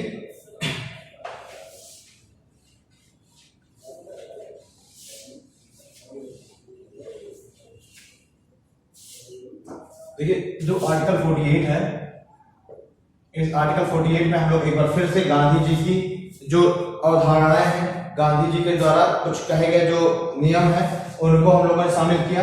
जैसे गांधी जी ने कहा था कि गौ हत्या पर प्रतिबंध होना चाहिए, तो इसमें हम लोगों ने देखा कि गौ हत्या या गोवंश या फिर जो दुधारू पशु हैं उनकी हत्या पर प्रतिबंध लगाया गया है, हत्या पर प्रतिबंध लगाया गया है। अभी जैसे हम लोग देखते हैं कि उत्तर प्रदेश सरकार और मध्य प्रदेश सरकार ने जो गोवंश है इनकी हत्या पर प्रतिबंध लगाया हुआ है, बीफ पर पूरी तरीके से प्रतिबंध लगाया हुआ है। ठीक है, बीफ जो बैन की बात की जाती है, तो ये भी किस आर्टिकल के अंतर्गत शामिल किया जाएगा, आर्टिकल 48 के अंतर्गत शामिल किया जाएगा। ठीक है, इसमें एक चीज और कही गई है कि इसी आर्टिकल के अंतर्गत ही जानवरों के लिए भी कुछ कार्य किए जाएंगे, यानी जानवरों को एक अच्छा वातावरण उपलब्ध कराना, जानवरों पर किसी भी तरीके का कोई भी अत्याचार ना हो, उससे जानवरों को बचाना, जानवरों को एक खुला वातावरण उपलब्ध कराना, ये सारी चीजें भी इसी आर्टिकल 48 के अंतर्गत की गई हैं। यानी जानवरों हेतु उपबंध, यानी जानवरों के लिए अगर हम लोग देखते हैं कि जो है कुछ लोग कुत्तों को घर में रखते हैं और लगातार बांध के रखते हैं, तो उसमें भी राज्य जो है आदेश पारित कर सकता है कि ऐसे व्यक्तियों के ऊपर भी कानूनी कार्रवाई की जा सकती है, तो वो भी आर्टिकल 48 के अंतर्गत ही शामिल किया जाएगा। यानी जानवरों को अत्याचार से बचाने हेतु, जानवरों को अत्याचार से बचाने हेतु जो उपबंध है, जो प्रावधान है, वो भी सरकार कर सकती है। साथ ही साथ इसमें कहा गया है कि कृषि में उन्नत प्रौद्योगिकी को भी एक्सेप्ट किया जाएगा। एग्रीकल्चर के क्षेत्र में, एग्रीकल्चर में एडवांस टेक्नोलॉजी को एक्सेप्ट किया जाएगा, या फिर राज्य का यह कर्तव्य है कि वो कृषि में सुधार हेतु कृषि की पैदावार बढ़ाने के लिए नई नई टेक्नोलॉजियों का विकास कराए, नए नए प्रौद्योगिकों का विकास कराए, साथ ही साथ जो किसान हैं उनको उन्नत किस्म के बीज, उन्नत किस्म के बीज और सिंचाई की व्यवस्था कराए, सिंचाई की व्यवस्था कराए। ठीक है, हम लोग देखते हैं कि राज्य जो है क्या करता है, उर्वरकों का वितरण करता है।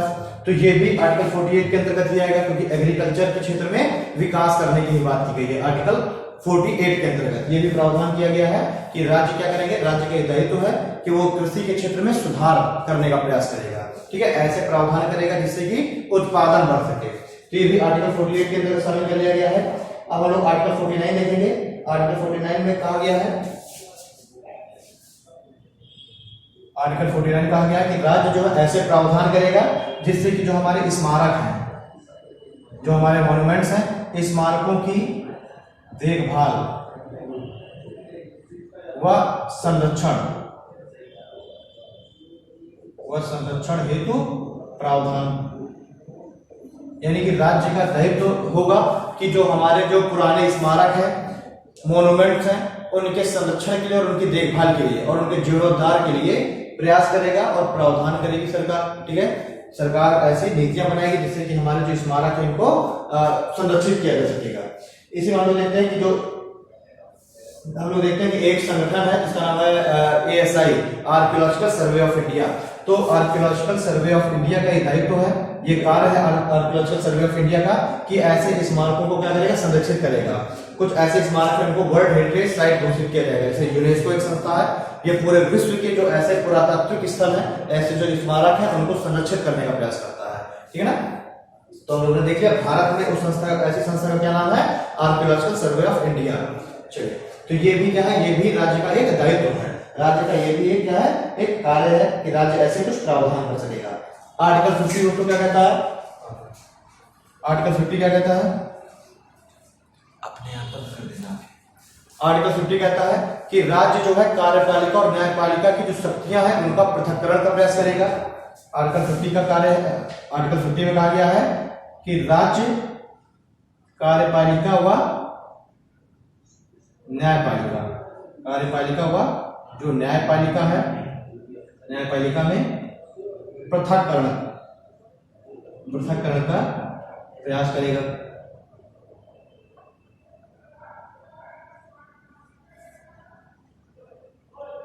ठीक है, राज्य का यह भी दायित्व है कि राज्य जो है एग्जीक्यूटिव और जो जुडिशरी है, इन दोनों की शक्तियों को पृथक करेगा, यानी कि ना ही कार्यपालिका न्यायपालिका के क्षेत्र में हस्तक्षेप करेंगे और ना ही न्यायपालिका कार्यपालिका के कार्यों में हस्तक्षेप करेंगे। तो ये शामिल किया गया है आर्टिकल 50 के अंतर्गत कि कार्यपालिका और न्यायपालिका का जो पृथक्करण है उसको जो है इसमें हमने देखा है।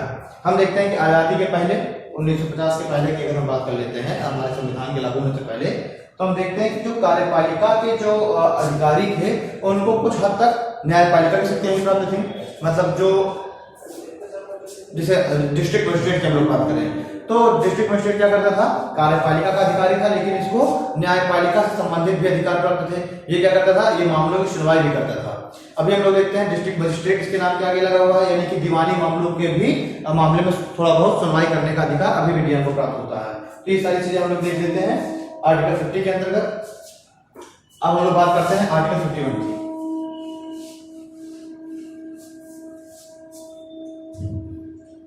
आर्टिकल 51 दोस्तों प्रावधान करता है, आर्टिकल 51 में कहा गया है कि राज्य जो है ऐसी नीतियां बनाएगा जिससे कि जो हमारे पड़ोसी देश हैं उनसे हमारे संबंध जो है अच्छे हो सके, यानी कि पड़ोसी देशों के साथ मधुर संबंध स्थापित करने का प्रयास करेगा। राज्य का दायित्व है कि राज्य ऐसे प्रावधान करें जिससे कि जो पड़ोसी देश हैं उनके साथ भारत के जो संबंध है वो मधुर हो सके, जो अंतरराष्ट्रीय संधि और समझौते हैं उनको बढ़ावा दिया जा सके। राज्य का यह भी दायित्व है कि जो अंतरराष्ट्रीय जो भी संधियां हैं वह जो समझौते हैं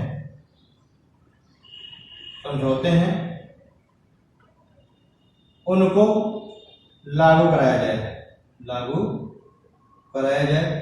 या फिर कहें हम एक तरीके से कि राज्य का दायित्व है कि अगर हमने अंतरराष्ट्रीय संधियां कर रखी हैं या ऐसे समझौते कर रखे हैं तो हम उनके अनुसार हम कार्य करेंगे, हम उन समझौतों और संधियों के हम अगेंस्ट जाकर हम कोई कार्य करेंगे। तो ये भी अंतरराष्ट्रीय संधि और समझौतों को भी लागू कराना एक राज्य का जो है उत्तरदायित्व है। ठीक है, राज्य का एक और उत्तरदायित्व है कि अगर जो है राज्यों के मध्य या फिर हमारे और हमारे पड़ोसी देश के मध्य कोई भी किसी बात का डिस्प्यूट होता है तो हम लोग आपसी समझौते के द्वारा उन डिस्प्यूटों को, उन झगड़ों को हम निपटारा कर सकें। तो इसमें एक तीसरा पॉइंट आप लोग और डालेंगे कि राज्य का दायित्व है कि वो देश के अंदर जो अदर जो प्रांत हैं उनके बीच के डिस्प्यूट या फिर हमारे जो पड़ोसी देश के साथ जो डिस्प्यूट है, जो झगड़े हैं, उनका निपटारा हम आपसी समझौते के आधार पर करेंगे। तो ये भी राज्य का एक दायित्व है। ठीक है, ये हो गया दोस्तों आर्टिकल 51। ये आर्टिकल 51। अब कुछ हम लोग देखते हैं कि कुछ आर्टिकल्स दोस्तों बाद में जोड़े गए हैं, उनकी भी हम लोग चर्चा कर लेते हैं। काफी इंपॉर्टेंट आर्टिकल्स हैं जो कि हमारे संविधान में बाद में जोड़े गए हैं। जैसे कि एक आर्टिकल है दोस्तों आर्टिकल 48A। आर्टिकल 48A ये भी देखिए बाद में जोड़ा गया है और इसको जो है ये जोड़ा गया है प्रोटेक्शन ऑफ एनवायरनमेंट के लिए, यानी कि पर्यावरण के संरक्षण हेतु, पर्यावरण के संरक्षण हेतु ये जोड़ा गया है। इसमें क्या कहा गया है कि राज्य अब कुछ ऐसे प्रावधान करेगा जिससे कि जो पर्यावरण है उसको संरक्षण किया जा सके और जो वन एवं वन्य जीव हैं, साथ ही साथ वन एवं जो वन्य जीव हैं, वन्य जीव का भी संरक्षण हो सके। मतलब राज्य अब ऐसे कुछ प्रावधान बनाएगा जिससे कि एनवायरनमेंट का प्रोटेक्शन हो सके और साथ ही साथ जो फॉरेस्ट है और जो उसके एनिमल्स हैं उनका संरक्षण हो सके। ठीक, एक हम लोग आर्टिकल और देखते हैं, आर्टिकल 39A। काफी इंपॉर्टेंट आर्टिकल है। आर्टिकल 39A में कहा गया है कि राज्य ऐसे प्रावधान करेगा जिससे कि जो लोग हैं, जो नागरिक हैं, उनके मध्य इक्वल जस्टिस और फ्री लीग, उनको जो है मुफ्त विधिक सहायता उपलब्ध हो सकेगी। ठीक है, उनको क्या हो सकेगा, जो राज्य के जो नागरिक हैं उनको फ्री विधिक सहायता, मुफ्त विधिक सहायता, क्या हम कह सकते हैं, फ्री लीगल एक्ट प्राप्त हो सके। ठीक है, समान न्याय उपलब्ध हो। ठीक, तो राज्य का एक कर्तव्य क्या है, आर्टिकल 39A के द्वारा हमने जोड़ा है, आर्टिकल 39A के अंतर्गत जोड़ा है कि जो राज्य है इसका ये कर्तव्य होगा कि इक्वल जस्टिस मिले, समान न्याय उपलब्ध हो प्रत्येक व्यक्ति को और मुफ्त विधिक सहायता मिले। यानी कि अगर कोई ऐसा गरीब व्यक्ति है जो कि अपने लिए लीगल एडवाइजर को हायर नहीं कर सकता, अपने लिए एडवोकेट को हायर नहीं कर सकता, तो ये राज्य का दायित्व होगा कि वो क्या करेगा, उसको उसका पक्ष रखने के लिए मुफ्त विधिक सहायता उपलब्ध कराएगा। ठीक है, हम लोगों को पता है कि हमारे देश में अभी भी 26% लोग ऐसे हैं जो कि BPL जो बिलो पॉवर्टी लाइन है उसके नीचे हैं और वो इस केस में वो अपने लिए विधिक सहायता उपलब्ध नहीं करा सकते, अपने लिए कोई एडवोकेट हायर नहीं कर सकते। इसलिए राज्य का ये दायित्व होगा कि ऐसे जो गरीब व्यक्ति हैं उनके लिए मुफ्त विधिक सहायता उपलब्ध कराया जा सके। क्योंकि देखिए ये जो है ये हमारा एक मौलिक अधिकार भी है कि हमको जो है क्या होना चाहिए, अपना पक्ष रखने का जो है अधिकार हो। तो ये राज्य का एक दायित्व है, इसको फोर्सफुली नहीं हम कह सकते, लेकिन ये क्या है, DPSP के अंतर्गत राज्य का एक दायित्व है कि राज्य जो है ऐसे व्यक्तियों को मुफ्त विधिक सहायता उपलब्ध कराएगा। ठीक, इसी के लिए देखिए 1987 में एक संस्था का गठन किया गया था, एक एक्ट लाया गया था जिसको NLSA national legal security act कहा गया। 1987 में NLSA एक्ट लाया गया। ठीक, तो ये जो NLSA एक्ट लाया गया था 1987 में, ये किस लिए लाया गया था कि लोगों को विधिक सहायता उपलब्ध कराने के लिए, मुफ्त विधिक सहायता उपलब्ध कराने के लिए ये एक्ट लाया गया था और इसको शामिल किया गया है आर्टिकल 39A के अंतर्गत। एक और आर्टिकल का हम जिक्र करेंगे, आर्टिकल 43A। आर्टिकल 43A जो है दोस्तों, आर्टिकल 43A, इसको 42वां जो संविधान संशोधन हुआ था, 42वां संविधान संशोधन, इसके द्वारा जोड़ा गया था। और इसमें क्या कहा गया है कि जो राज्य है इसका दायित्व है कि ऐसे प्रावधान करे कि जो कर्मचारी हैं इनको भी वो जो कर्मचारी जो है उनको भी मैनेजमेंट का अधिकार प्राप्त हो सके। यानी कि जो कर्मचारी हैं, कर्मचारियों को उद्यमों के मैनेजमेंट प्रबंधन, कर्मचारियों को उद्यमों के प्रबंधन का अधिकार प्राप्त हो। यानी राज्य का दायित्व है कि कर्मचारियों को भी जो उद्यम जहां पर वो क्या कर रहे हैं, कार्य कर रहे हैं, उन उद्यमों में, उन कंपनियों के प्रबंधन का, उनके मैनेजमेंट का अधिकार प्राप्त हो। जैसे कि हम लोग देखते हैं कि जैसे ट्रेड यूनियन वगैरह देखते हैं ना, ये ट्रेड यूनियन हम लोग देखते हैं, ठीक है, कर्मचारियों का एक संगठन बनाया जाता है, उसका इलेक्शन होता है, कि ये सारी चीजें किस आर्टिकल के अंतर्गत शामिल की जाएंगी, आर्टिकल 43A के अंतर्गत शामिल की जाएगी। जो ट्रेड यूनियन वगैरह है, इन सब की चर्चा हम कहां करेंगे, आर्टिकल 43 के अंतर्गत करेंगे। और किस संविधान संशोधन के अंतर्गत शामिल किया गया है, आर्टिकल जो कॉन्स्टिट्यूशन अमेंडमेंट हुआ था 42, इसके अंतर्गत। एक हम लोग और यहाँ पे बात करेंगे आर्टिकल 43B की। आर्टिकल 43B में कहा गया है कि जो कर्मचारियों को अपने लिए कोऑपरेटिव सोसाइटीज का गठन कर सकते हैं, सहकारी समितियों का गठन कर सकते हैं। इसमें क्या कहा गया है कि जो कर्मचारी हैं, कर्मचारी सहकारी समितियों का गठन कर सकते हैं। ठीक है, आर्टिकल 43B में क्या कहा गया है कि जो कर्मचारी हैं वो अपने लिए क्या कर सकते हैं, कोऑपरेटिव सोसाइटीज का गठन कर सकते हैं। और इसको शामिल किया गया दोस्तों 97 अमेंडमेंट 2012 के अंतर्गत। इसको शामिल कहा गया है 97वें संविधान संशोधन 2012 के अंतर्गत इसको शामिल किया गया था। ठीक है, तो हम लोगों ने देख लिया दोस्तों कुछ चीजें, ये कुछ हमने आर्टिकल्स देख लिए जो कि बाद में जोड़े गए। आर्टिकल 36 से लेकर के 51 तक जो कि मूल रूप से दिए हुए थे उसकी हमने चर्चा कर ली। बाद में जो महत्वपूर्ण आर्टिकल्स दिए गए उनकी हमने चर्चा कर ली।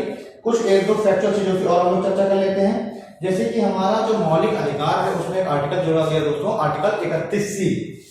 उस आर्टिकल 31C को 25वें संविधान संशोधन के द्वारा जोड़ा गया था। और उसके द्वारा क्या किया गया था कि आर्टिकल 39B और आर्टिकल 39C को, आर्टिकल जो 39B है और आर्टिकल जो 39C है उसको जो है कुछ मौलिक अधिकार है, जैसे कि आर्टिकल 14 और आर्टिकल 19, उन पर प्राथमिकता दी गई थी। ठीक है, हम चर्चा कर लेते थोड़ा सा, काफी महत्वपूर्ण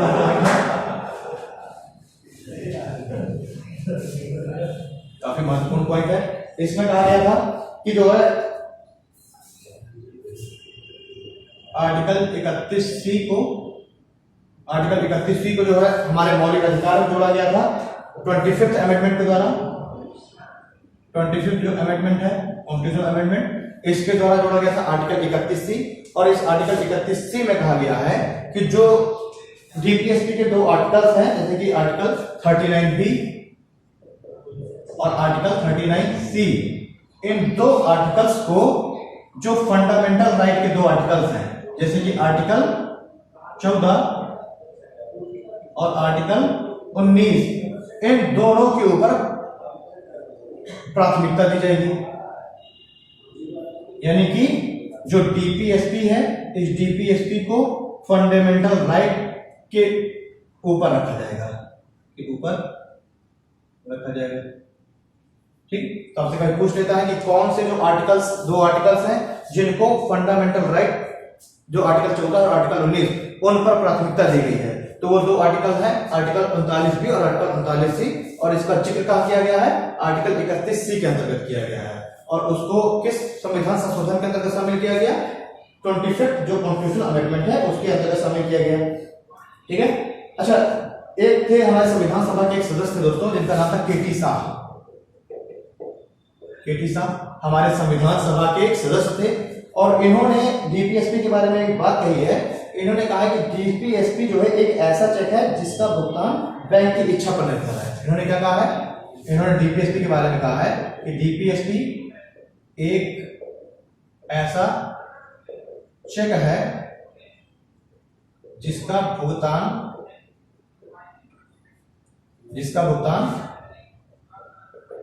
बैंक की इच्छा पर निर्भर करता है। मतलब दोस्तों इनके कहने का मतलब क्या है कि डीपीएसपी ऐसा जो है एक ऐसा अधिकार है नागरिकों का जिसको उपलब्ध कराना या फिर उपलब्ध ना कराना ये राज्यों की इच्छा, राज्यों के समर्थ और राज्यों के अगर उनको जो है ऐसा लगे, ठीक है, उनकी इच्छा और समर्थ पर निर्भर करता है। यानी कि हम क्या फोर्सफुली नहीं को ले सकते और राज्य जो है अपनी इच्छा के अनुसार, अपने सामर्थ्य के अनुसार ही समय समय पर इनको नागरिकों को उपलब्ध कराएगा। ठीक है, तो कभी अगर आपसे पूछ लिया जाता है कि ऐसा जो है क्यों कहा गया है तो हम ये बता सकते हैं। ठीक है, यानी कि डीपीएसपी क्या है, राज्य की इच्छा और समर्थ पर निर्भर करता है। ठीक है, चलिए एक मिनर्वा मिल्स जो केस हुआ था, उस मिनर्वा मिल्स केस में जो दोस्तों 1980 का केस है, उसमें जो है जो सुप्रीम कोर्ट है उसने कहा था उस मिनर्वा मिल्स केस में ये कहा गया था कि जो 42वां जो अमेंडमेंट हुआ था उसके अंतर्गत जो डीपीएसपी है उसको फंडामेंटल राइट के ऊपर प्राथमिकता दे दी गई थी। मिनर्वा मिल्स केस में क्या कहा गया था कि जो डीपीएसपी है उसको प्राथमिकता दे दी गई थी फंडामेंटल राइट के ऊपर। अच्छा, मिनर्वा मिल्स केस मतलब सॉरी एक चीज देखिए थोड़ा सा, देखिए 42वां संविधान संशोधन हुआ था दोस्तों। इस 42वें संविधान संशोधन के अंतर्गत क्या किया गया था कि जो डीपीएसपी है इस डीपीएसपी को कुछ हद तक फंडामेंटल राइट के ऊपर प्राथमिकता दे दी गई थी। ठीक, लेकिन हम लोग देखते हैं कि मिनर्वा मिल्स जो केस हुआ था, जो मिनर्वा मिल्स केस आया था 1980 में, इस मिनर्वा मिल्स केस में सुप्रीम कोर्ट ने इसको रद्द कर दिया। ठीक है, और रद्द करके सुप्रीम कोर्ट ने कहा कि जो डीपीएसपी है जो मौलिक अधिकार है ये एक ही सिक्के के दो पहलू हैं, इसलिए हम ये नहीं कह सकते कि कौन कि डीपीएसपी को फंडामेंटल राइट पर प्राथमिकता मिली है कि फंडामेंटल राइट को डीपीएसपी के ऊपर प्राथमिकता मिली है। ठीक है, तो हमने देखा कि सुप्रीम कोर्ट ने इस बात को भी रद्द कर दिया है। ठीक, चलिए ठीक, तो आज का हम लोग टॉपिक उसको यहीं पे समाप्त करते हैं। आज हम लोगों ने देख लिया कि हम लोगों ने बड़ी व्यापक रूप से बहुत ही विस्तृत तरीके से हमने जो राज्य के नीति निर्देशक तत्व है इनकी हम लोगों ने चर्चा की, इनकी हम लोगों ने स्टडी की है। इससे संबंधित अगर कोई भी आप लोगों को डाउट होता है तो आप लोग कमेंट सेक्शन में आप लोग पिन कर सकते हैं, अपना क्वेश्चन डाल सकते हैं। और अगला जो हम लोग टॉपिक है उसमें हम लोग बात करेंगे सिटीजनशिप की, जो नागरिकता है, जो हमारे संविधान के भाग 2 में जिसका जिक्र किया गया है। तो हम लोग नागरिकता की हम लोग चर्चा करेंगे अपने अगली क्लास में। तो आज की क्लास यहीं पे समाप्त करते हैं। Thank you.